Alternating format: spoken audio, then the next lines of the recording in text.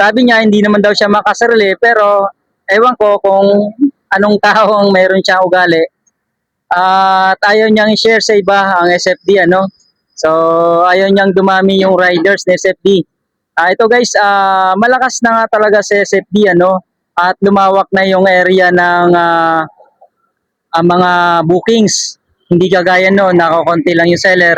Ngayon, napakadami na talaga. At tahimik lang itong apps, pero pagdating sa kitaan ay may bubuga talaga siya at kikita ka sa buong maghapon. Huwag niyong gayahin na itong ugali ng isang kapwa nating instant riders, ano.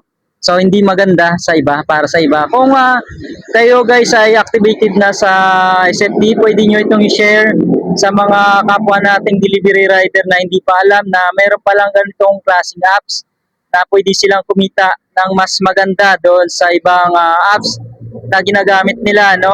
So, i-share nyo na lang guys at huwag kayong manghinayang na ibahagi sa kanila. So, yun lang guys, ingat kayo, medyo maulan na yung panahon ngayon, mainit at maulan. So, lapitin na tayo ng sakit niyan, kaya ingat kayo palagi sa daan.